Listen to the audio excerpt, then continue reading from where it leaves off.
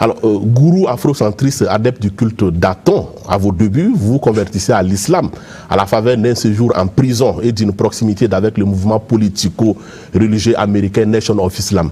Aujourd'hui, vous prêchez le panafricanisme avec notamment la mission de convertir la jeunesse africaine à votre religion. Certains verraient bien en vous, en tout cas, une personnalité tourmentée qui recherche dans la cause panafricaine une sorte d'exutoire à son mal-être. Je pense qu'il faut éviter de lire, et vous correspondez à ce que je disais juste avant, quand je disais qu'il faut éviter de toujours regarder l'Occident comme un référentiel en termes de sources d'information. Les propos que vous tenez sont les propos des adversaires qui passent leur temps à coloniser le continent africain. Je suis convaincu que vous avez la possibilité d'avoir, juste pour terminer, vos propres sources, plutôt que reprendre toujours des bribes de gens qui passent leur temps à dire que nous sommes des extrémistes, à dire que nous sommes des radicaux, qui disent que nous sommes des... C'est une opinion qui est véhiculée sur vous.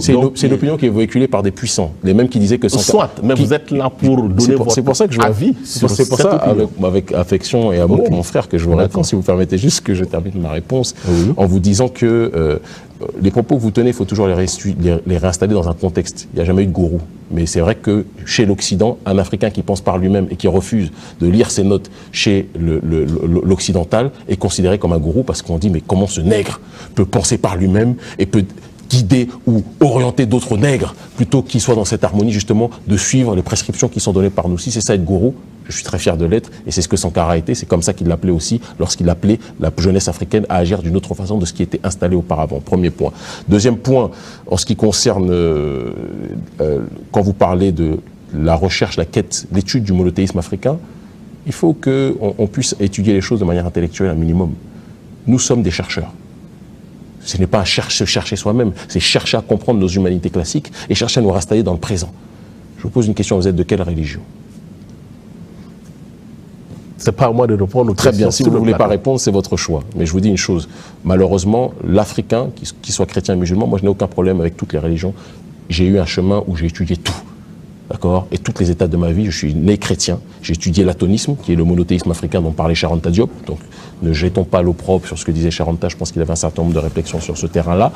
Je suis rentré dans la Nation of Islam, qui est un mouvement qui m'a permis de m'exprimer politiquement. Et j'ai fini par m'adapter au traditionnalisme africain aujourd'hui, après avoir quitté la Nation of Islam, avoir pris ce qui était nécessaire dedans, en finissant par m'initier au paradigme, au traditionnalisme africain, ce qu'on appelle la tradition primordiale, ce que certains vont appeler le vaudou au Bénin de manière générale. Mais c'est cet ensemble de choses qui n'est pas du tout tourmenté, mais qui est le parcours d'un Africain qui a connu le colonialisme culturel et qui a décidé de décrocher ce colonialisme culturel pour revenir justement à une démarche de souverainisme. Et j'ose espérer, mon frère, que le chemin par lequel nous sommes passés, la plupart des Africains le feront.